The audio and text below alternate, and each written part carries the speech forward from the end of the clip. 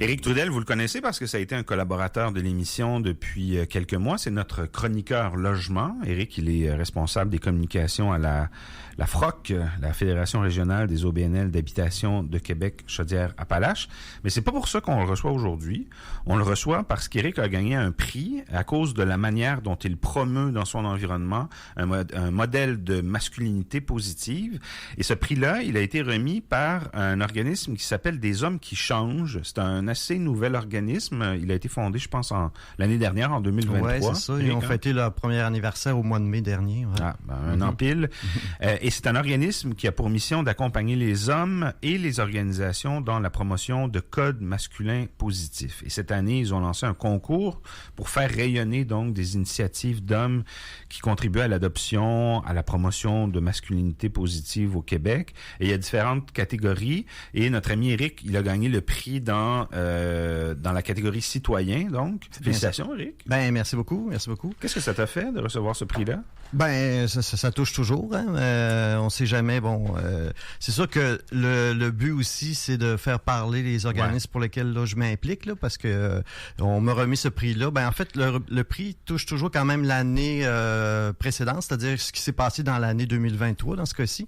Moi, j'ai accepté de prendre la coordination régionale, là, de la région de Québec, pas Québec, mais Capitale-Nationale, pour Hommes Québec, qui est un organisme en santé et bien-être des hommes. Puis en même temps, j'ai aussi intégré le conseil d'administration de la Maison Oxygène de Québec, qui offre de l'hébergement pour les pères et leurs enfants. Des pères là, qui traversent parfois des périodes difficiles, que ce soit une séparation ou des difficultés financières, etc., puis qui ont pas de logement puis qui veulent être soutenus là, pendant une période de temps. Il y en a ailleurs au Québec des maisons oxygènes. Oui, il y a un réseau dans l'Est du Québec. Il y en a 20, je pense rendu à 25, je crois, de maisons oxygènes à travers le Québec. Là, c'est quand même bien implanté. C'est des lieux de rencontre où les papas, justement, peuvent notamment se réunir avec leurs enfants. C'est aménagé pour ça. Puis en même temps, ils ont du soutien là, pour leur permettre, là, par exemple, s'ils doivent faire des démarches pour la garde de leurs enfants ou alors juste retrouver un logement, toutes les choses là, qui peuvent avoir lien avec leurs conditions quotidiennes, mais aussi en même temps par rapport à l'enfant. Là.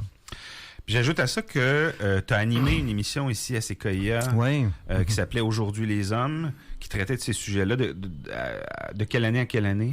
Ben, en fait, j'ai arrêté quand il y a eu la pandémie. Donc, c'était avant la pandémie. Donc, en 2019 et un peu 2020. Là. En fait, c'est ça. Dans cette émission-là, je profitais justement pour faire connaître tous les organismes qui existaient en santé et bien-être des hommes. Je recevais les gens en entrevue. Puis en même temps, moi, je faisais un petit calendrier de ce qui se passait, tout ce qui est conférences, ateliers, etc., qui est en lien avec la santé et bien-être des hommes. Puis tu as un blog qui s'appelle L'homme dans tous ses états, où tu traites de ces questions-là aussi. Ben c'est ça, mon côté gars, la masculinité, tout ça, ça fait partie de ma vie depuis plusieurs années que je m'en intéresse dans le sens que quand j'étais plus jeune, j'avais difficulté un peu à me reconnaître dans la masculinité de ce qui était mis en avant, valorisé par la société en général. C'est justement ça qui m'a un peu emmené à aller vers, à faire partie d'un groupe d'écoute et de parole d'Hommes Québec, qui à cette époque s'appelait Réseau Hommes Québec, qui avait été fondé par Guy Corneau, qui est psychanalyste bien connu. Là. Guy Corneau. Oui, qui c'est ça, qui est décédé, je pense, ça fait 7 ans déjà. Ouais. Et ça m'a permis, en tout cas, moi... Donc, tu as commencé à Hommes Québec comme participant, c'est ça? Oui, j'étais participant d'un groupe. Parce que les groupes sont composés à peu près de 6 à 8, 9, 10, des fois 10 maximum, je te dirais, de gars qui se rencontrent tous les 2 semaines. C'est une façon régulière. C'est des rencontres qui durent à peu près 2 heures. On échange sur des thématiques, que ce soit la paternité, que ce soit relations homme-femme, etc. Puis il y a toujours quand même aussi... Il y a différentes règles qu'il faut respecter, c'est-à-dire parler au jeu, parler pas de jugement, toujours dans la confidentialité, pas donner de conseils non plus. Donc tout ça nous permet de déposer au fur et à mesure là, les choses qu'on vit en tant qu'homme. Là. Faut éviter, je pense, d'accuser aussi. Hein? C'est-à-dire faut rester. Quand tu dis faut parler au jeu, c'est beaucoup ça. Éviter d'être dans le jugement aussi, c'est ça. C'est ça. Vous n'êtes pas là pour casser du sucre sur le dos de gens dans votre entourage Il faut y avoir une dent, là. C'est ça, effectivement. Il faut parler de soi, là. On n'est pas là pour parler des problèmes qu'on a dans notre couple. Ben, on peut en parler, mais en parlant de soi, là, tu sais, pas accuser les autres, etc., là. Ça a eu un effet positif pour toi de participer à ces groupes-là? Ben ça, premièrement, tu sais, comme je disais, moi, j'avais difficulté à me reconnaître là dans le stéréotype masculin qui était proposé là, dans la société. Puis dans ces groupes-là, j'ai pu voir qu'il y avait d'autres formes, d'autres expressions de gars, là, tu sais, qu'on pouvait être sensible, qu'on pouvait être vulnérable, qu'on peut être... Ben moi, c'est ça, ma sensibilité, je l'exprime beaucoup par la créativité, que ce soit dans l'écriture, surtout, là, surtout dans l'écriture. Donc, tout ça, ça m'a permis d'être plus dans l'acceptation de ce que je suis, d'avoir plus facilité aussi de mettre des mots sur des choses, là, parce que des fois, j'avais difficulté à trouver les bons mots pour dire les choses que j'avais à dire à des gens, que ce soit mes collègues, ma conjointe, etc. Quand on a un laboratoire comme les groupes Hommes Québec, tu sais, ça nous permet au fur et à mesure d'exprimer des choses, puis des fois, on trouve les bons mots à force de l'exprimer aux autres. T'avais quel âge, Éric, quand tu as commencé cette démarche-là? Ben, en 2008 que j'ai commencé, donc ça fait 16 ans. Là, j'avais une quarantaine d'années là, à peu près. D'accord. Ces modèles de masculinité-là qu'on t'avait imposés puis dans lesquels tu te reconnaissais pas, ils dataient de ta jeunesse beaucoup, j'imagine, c'est ça? Oui, ben... T'es un gars qui a grandi dans quelle décennie à peu près? Moi, j'ai 58 ans, donc c'est 70, ça. Ouais, des années, je suis né en 65, donc ouais, c'est ça. Dans les années 70-80, effectivement, on avait quand même toujours fallait pas pleurer en tant que gars, fallait être fort, fallait pas montrer nos émotions, être solide, etc. Donc tout ça me ressemblait pas. Puis j'avais difficulté à me sentir le sentiment d'appartenance, là, tu sais, puis d'être accepté. J'avais l'impression de pas être accepté comme j'étais, là. Puis chez Homme Québec, ça t'a permis justement de découvrir des nouveaux modes de masculinité. Ouais. Ben oui, c'est ça. Plus libérateur, un peu. Ouais, puis plus près des émotions, plus près du partage de ce qu'on est, puis accepter d'être vulnérable quand ça arrive, là, tu sais. C'est sûr que j'étais quand même 9 ans dans un groupe, tu sais. J'ai pas été 9 ans où j'ai eu à travailler sur mon acceptation de moi-même, là, mais j'ai eu des moments où, des périodes plus difficiles, mettons financièrement, une période plus difficile. Donc ça m'a aidé beaucoup, tu sais. En ayant ce support-là d'un groupe constant, quand j'avais traversé des choses plus difficiles, où moi j'avais comme un endroit où je pouvais parler de ce que je vivais. Je faisais référence à ton âge puis à la décennie pendant laquelle tu avais grandi parce que je voulais te poser la question, est-ce que tu penses que ça a évolué aujourd'hui? Est-ce que tu penses que les jeunes hommes aujourd'hui ont accès à une plus grande variété de modèles de masculinité que c'était le cas quand toi et moi, on était jeunes? Ouais.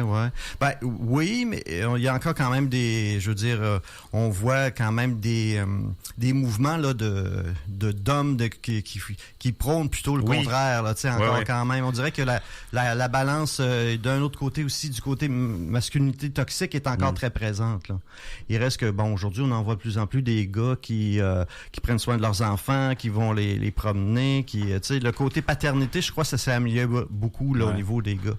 Mais il y a encore beaucoup de choses là autour, je te dirais surtout au niveau de l'expression de ses émotions, ne pas être toujours dans la performance, accepter d'être vulnérable. Ça, je pense qu'il y a encore de quoi à travailler là-dessus. Tu définirais comment une masculinité positive? C'est quoi pour toi une masculinité positive? Ben, c'est sûr que ça dépend, je pense, ça s'exprime de différentes façons pour chacun. Moi, personnellement, c'est beaucoup par rapport à accepter ma vulnérabilité, ma sensibilité. Parce que quand j'étais jeune, c'était le contraire. Là. Pour moi, c'était une tare d'être sensible parce que j'étais très, vu que j'étais un petit peu intimidé par les autres, j'étais très sensible. Mais cette sensibilité-là me sert aujourd'hui dans l'écriture, dans la créativité, etc. C'est de voir le côté positif de ça. Le côté masculinité positive, on le voit un petit peu chez les athlètes, de plus en plus. Les athlètes, des personnalités sportives connues comme Carey Price qui a accepté de se faire aider, d'autres joueurs de hockey dans le style ou dans différents domaines de sport qui ont accepté de demander de l'aide. Là, on voit un peu plus ça. Là. Tu dis que la créativité, l'expression de ta créativité t'aide beaucoup. C'est quoi les moyens que tu utilises pour exprimer cette créativité-là? Ben c'est ça, l'écriture, ça a fait partie de ma vie depuis très jeune. Ouais, je disais que tu avais un blog, mais tu vas bientôt publier un livre, ou en tout cas tu travailles sur un livre? Ben, en fait, c'est ça. C'est un peu un recueil de tous mes écrits des 20 dernières années, ou peut-être même 30. Là. Je ne sais plus quand j'ai commencé. Mais parce que j'ai fait l'École nationale de l'humour, j'ai fait du spectacle. Donc, j'ai pris quelques numéros d'humour que j'ai fait au cours des années. Je fais maintenant du slam ici à la Maison de la littérature quelques fois par année. Donc, j'ai inclus des slams, j'ai inclus des textes que j'ai écrits à un moment donné. Je faisais une chronique mensuelle dans un magazine santé. Puis, donc, c'est un peu un recueil de toutes ces là qui un touchent florilège de tes textes. Bien sûr, ça touche beaucoup la masculinité parce que bon, je parle souvent de moi, puis moi par rapport à l'extérieur.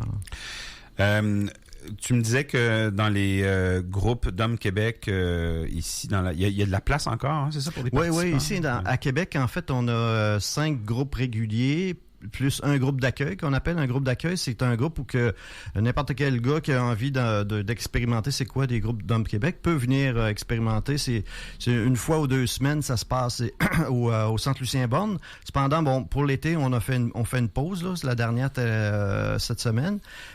Mais pendant l'été, il y a quand même un groupe virtuel. Il y a un groupe qui se passe à tous les jeudis soirs.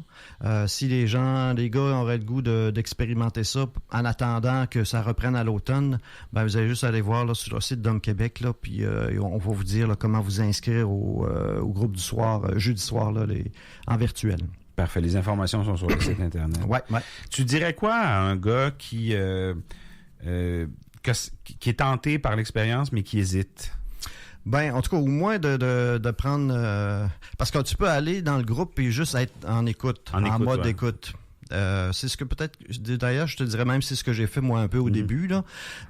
Parce que, tu sais, tu sais pas comment tu vas être reçu, premièrement. Tu sais pas comment ça se passe. C'est un peu intimidant. C'est un petit peu intimidant. Tu connais pas les autres gars. Ouais. Les autres se connaissent. C'est ça. Fait que la première étape, je dirais, ben venez écouter, voir, ressentir comment ça se passe. Est-ce que vous êtes à l'aise là-dedans? Est-ce que ça vous inspire les autres gars qui parlent autour de vous? Souvent, c'est ça qui fait que quand on entend les autres gars se confier, parler vraiment de façon profonde, ça nous inspire, ça nous permet de s'ouvrir à notre tour. Parce que vous devez vous reconnaître un peu dans ce qui est autour de la... Ouais. Ben oui, c'est ça l'avantage, c'est de se reconnaître à travers les autres, mais aussi d'apprendre à travers les autres des expériences de vie qu'on n'a pas vécues nécessairement. Là.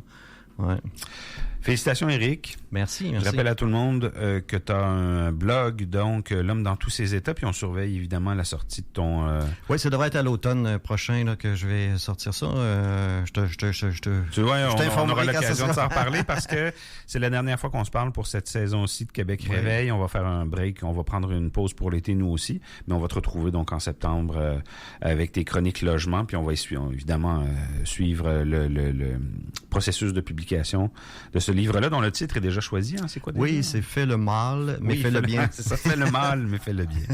Merci beaucoup, Éric. Félicitations encore pour ton Merci, bonne journée.